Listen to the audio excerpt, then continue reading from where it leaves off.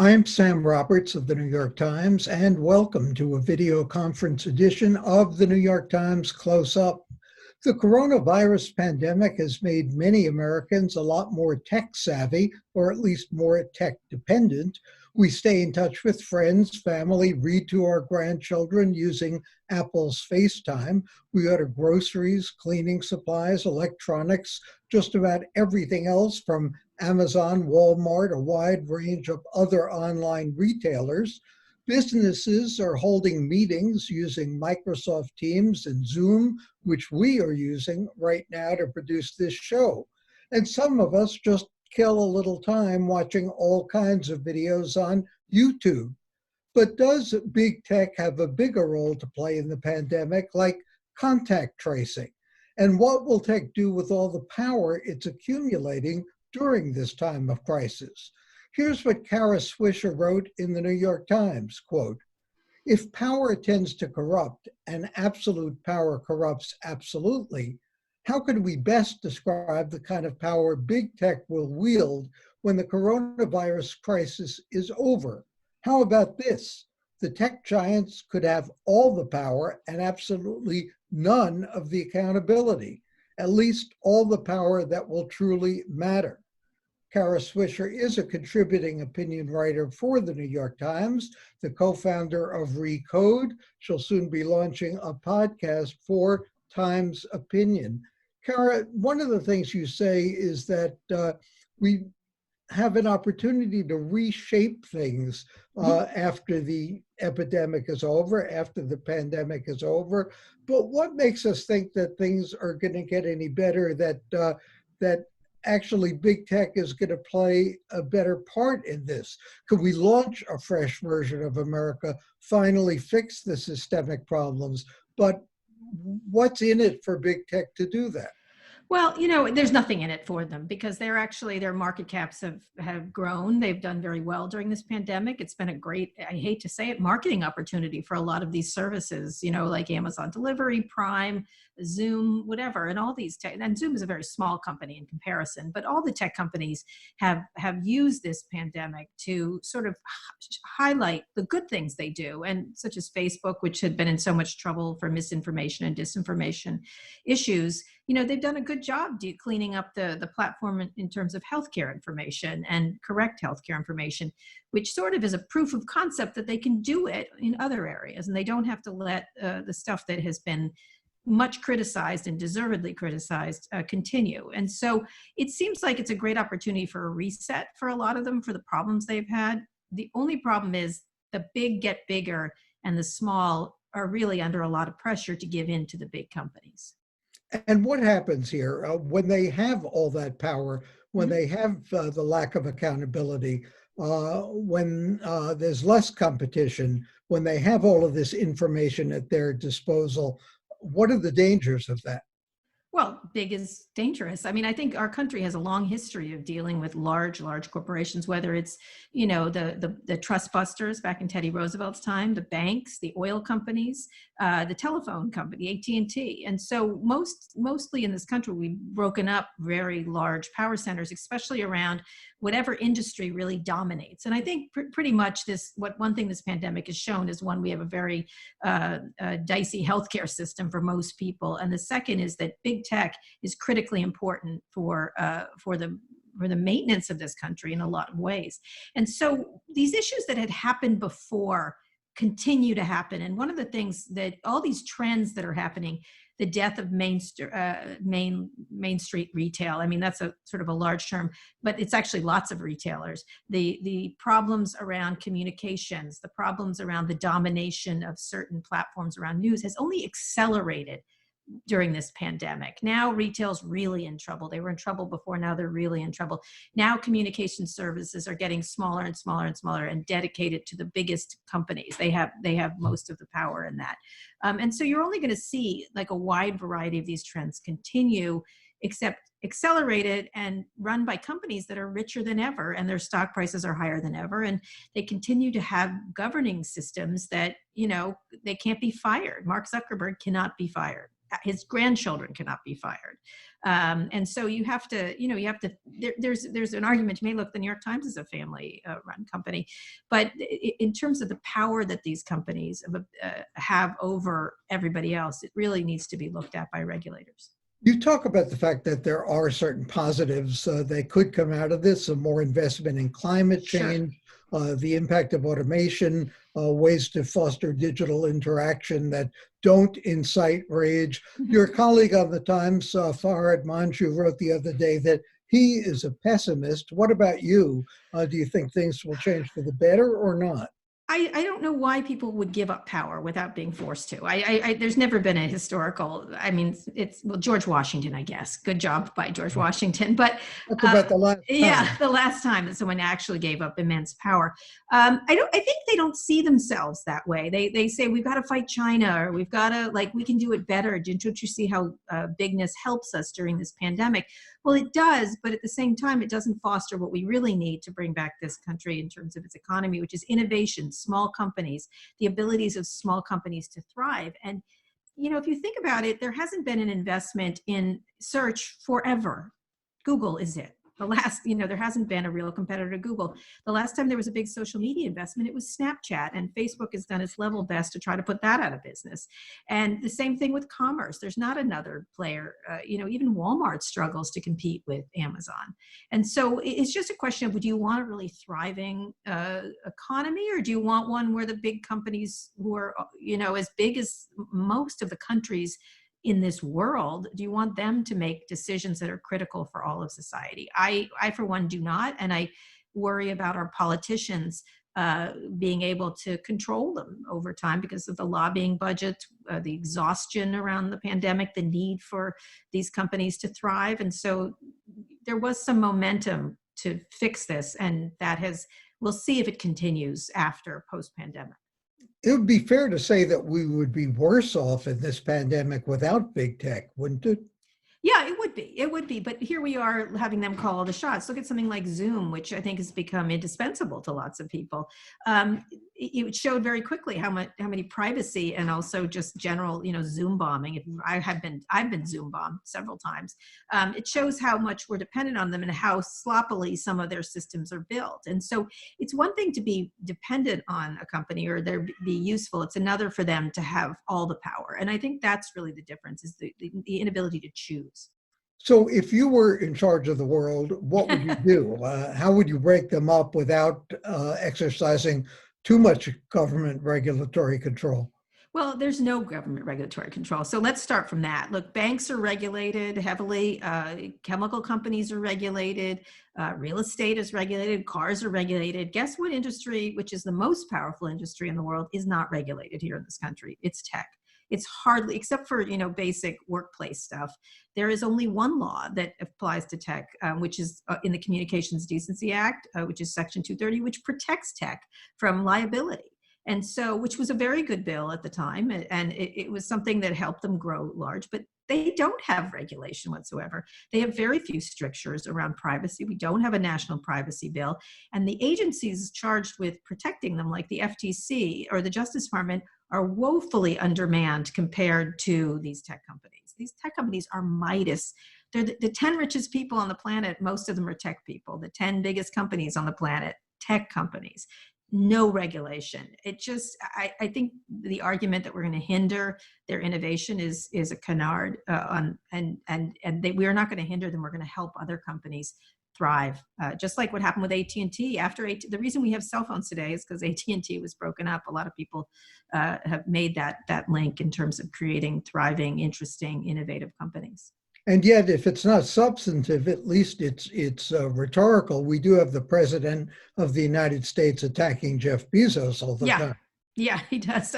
That's a whole different thing. That has to do with the Washington Post, and I think probably a giant dollop of insecurity, because Jeff Bezos is one of the most visionary and successful business people of all time. And he has done it by himself on his own and not with the help of his family and stuff like that. So I think there's some level of jealousy towards Jeff Bezos, but it's the Washington Post, it's other things. And so that's going to go away. I don't think Jeff Bezos has anything to worry about from anybody. And maybe that's a problem. Maybe, Donald Trump aside, there are some good reasons to have some regulation around Amazon, not just Amazon, but Google, Facebook, and other companies. And I'm not just talking about regulation, I'm talking about fines if they violate, things where they can't do things without consulting the society in some way. There's all kinds of levers you can use that don't have to be breakup, although some politicians like Elizabeth Warren and others have called for that, including on the other side, Josh Hawley is a proponent of that, Senator Hawley. And there's other things, there's other ways to have them be part of this too at the same time, where we can all talk about the important parts they need to watch, such as misinformation and disinformation, such a critically important issue. And when most people get their news from Facebook, and they do, they are not just a benign platform. There's something else, and maybe they're not a publisher. They call themselves a platager. I don't know if you've heard of a platform publisher, which is the worst word ever. But there's something else, and they do need to have some regulatory scrutiny in some way. And that's happening around the globe. It's just not happening in this country. How do we deal with First Amendment and false information or misinformation? You talked in columns recently about Fox News. You talked about privacy. We talk about the lack of local news coverage. How do we reconcile all of those things without, government intervention and Big Brother and even more lack of privacy? Right. Well, I think the tech companies, let's leave Fox News aside. That was just bad health information, and they're just bad at their job. And that was what I was talking about there, because my mom was getting bad information over the network she so loves. And she loves to live in the foxhole. But she's got you to nag her. Well, it doesn't work all the time. She's out and about now again because of what she hears on that station. But in any case, that's separate from, that's just dinging a company for having bad information and doing a bad job. And that happens all the time in media, and should happen, by the way, for everybody, including the New York Times, including anybody. And so in this case, the Facebook and others tend to wrap themselves in the First Amendment when they are and act like they're the public square, when in fact they aren't. And the First Amendment actually says Congress shall make no law, not Facebook shall make no law, and not Twitter shall make no law. And I get the idea that they don't want to wade into really controversial areas like politics, but there is a base level of, there's a difference between misinformation and disinformation.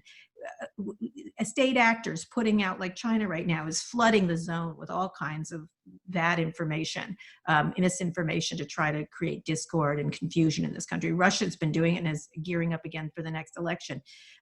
Even domestic, the ability to lie. And I think the problem you have with platforms like Facebook is, if you see a bad ad on a television station, everybody sees it and everybody can comment on it. With Facebook and others that target, and Google's pulled back on this, Twitter has completely gotten out of the political advertising business. They send a million different lies to a million different people, not Facebook, the people who buy these ads. And that's the problem, is you can't see it. It's not transparent. And we're still, it's not so much the ads, because they do have a really interesting Transparency Act archive of people who buy ads. It's the content that gets, they don't even need to buy ads. They can shove and create content that looks, some of the stuff I've seen recently has New York Times font, which is really interesting. And it's stories that are inaccurate. And they use sort of, it looks like the New York Times, or BBC colors or something like that. And then it becomes, they have to monitor their platforms, because they're allowing, essentially toxic waste to flow over these platforms. And they have some responsibility, and it's up to our whole country and our elected officials to discuss it, and our citizenry, and not just Mark Zuckerberg to decide what he thinks is best. And they've been trying with this content board, which we'll see. It feels like the UN. Some people think it feels like the League of Nations in terms of trying to determine this. But it's a truly difficult problem, and we all have to engage as a society on it together. You pointed out that they haven't invited you on that board. No. If they had, what would you do? How would you judge what should be on and what shouldn't be? Well, they have a really complex system to do it. With each issue that rises up through the appeals process that's already on Facebook, 5 people, I think, including the country it most affects, the region it most affects, will be judging it. So it's not going to be all 40 people in a room decide. That would be a disaster, I think. But like the League of Nations. Yeah. Talk about the League. You want to make something not happen and invite 40 people to your board. I think it'll be interesting to see if this board can really take on big issues that reach across a lot of, like, instead of just individual little things that don't have an impact. And we'll see if Facebook abides by it. I think they've said they will. I think I would start on the most thorny cases, and instead of letting them rise through the appeal system, I would the opposite, just take on certain issues like the Nancy Pelosi video, or take on issues that have happened already and talk about those, and let people understand the difficulties of taking them down, the difficulties of or the shooting in New Zealand. I would go back to some stuff that we already know had a lot of terrible impact and discuss that. I think my issue with the board that Facebook has put together, it's a lot of very worthy people, a lot of former fantastics, you know what I mean? That former prime minister of Denmark, former this, former that, law professor. They don't have any people who are cranky. They don't have any people who poke them. They don't have any people who will be disputatious. And I think that's by design, but they still have 20 more people. So I have hope. Okay, we'll turn on you. Thanks for joining us, Kara Swisher of the New York Thank Times. you. And coming up next, a major project by the Times' opinion pages, The America We Need.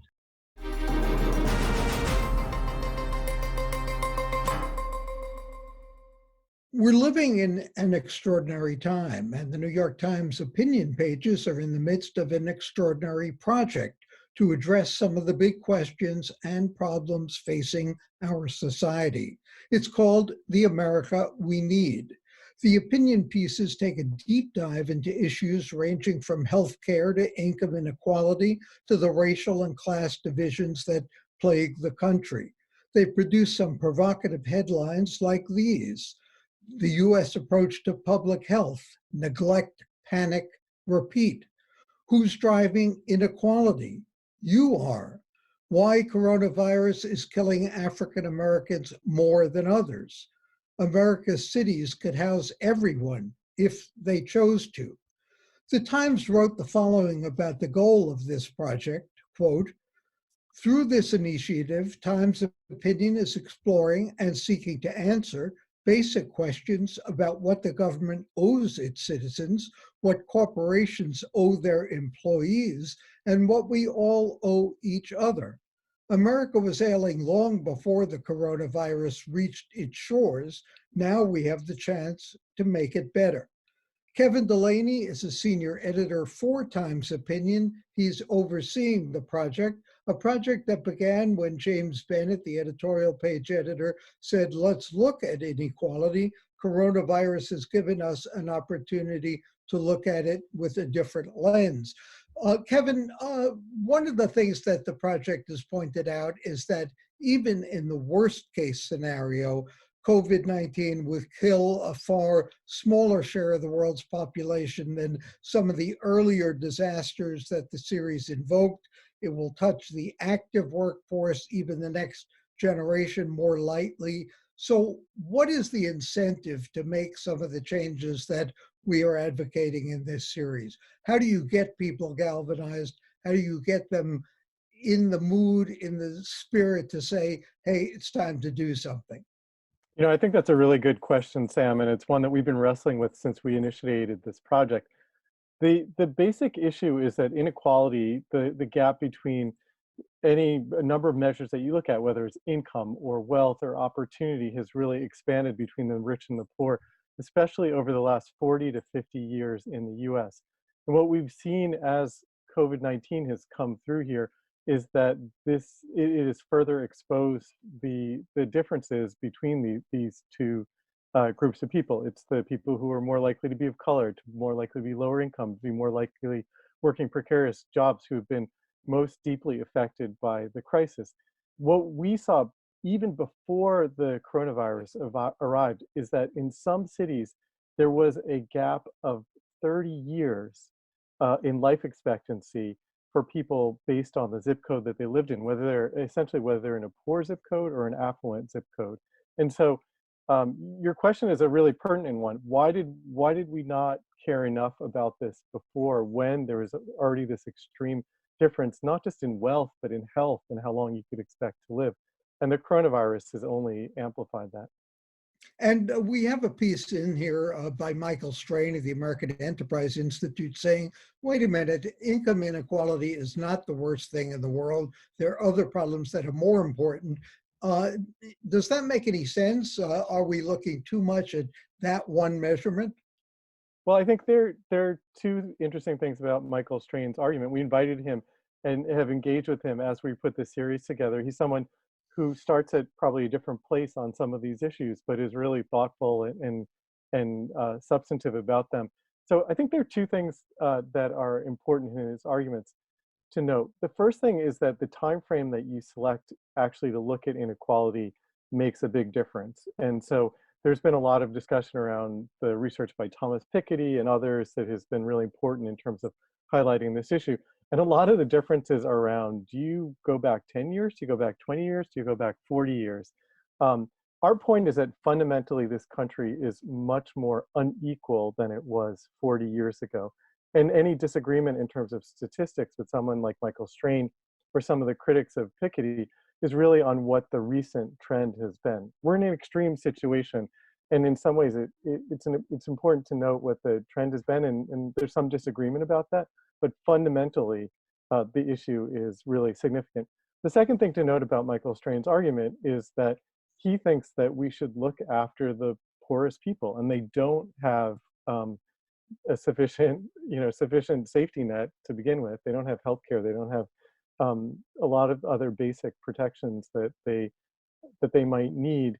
And he looks at the issue, comes at the issue in a different way, but fundamentally we agree with the issue, which is that for too many Americans, they don't have access to opportunity. They don't have access to housing, affordable housing. In some cases, they don't have access to really basic things that we believe the tradition of our country,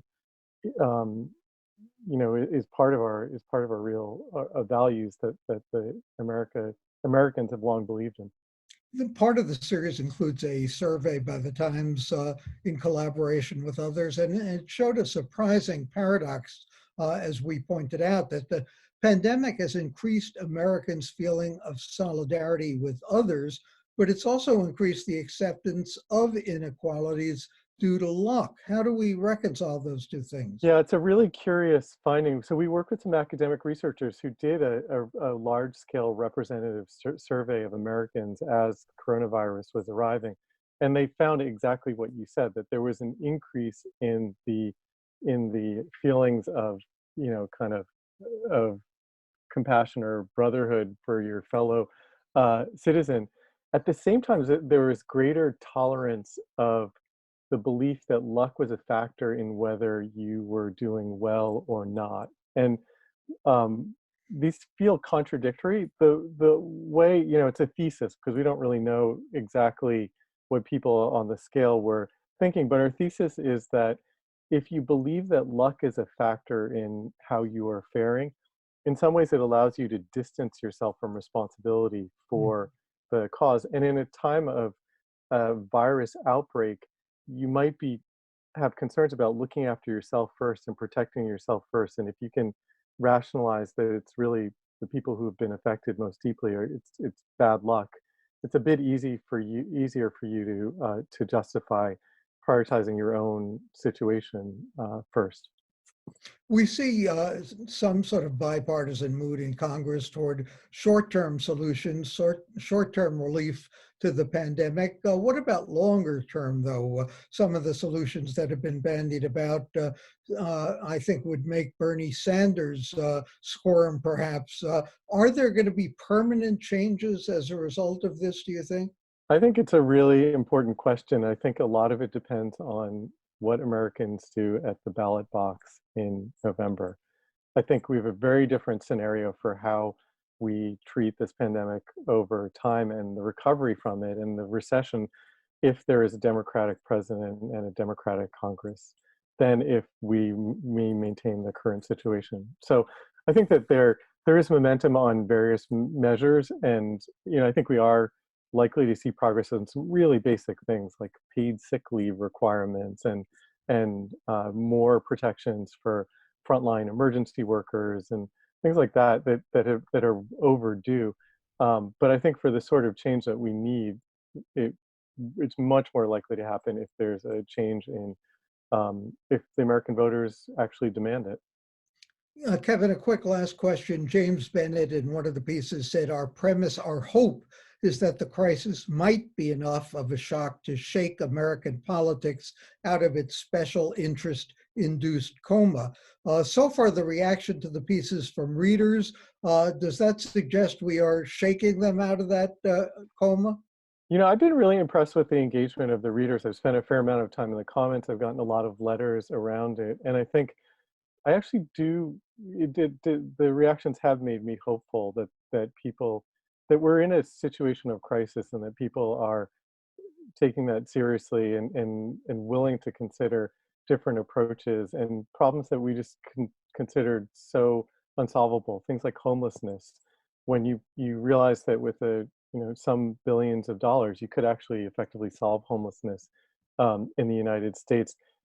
I think that people are more open to those solutions now, and the reader reaction supports that. Kevin Delaney, a senior editor in the opinion pages of the New York Times. Thanks so much for joining us. You can read that series online, of course.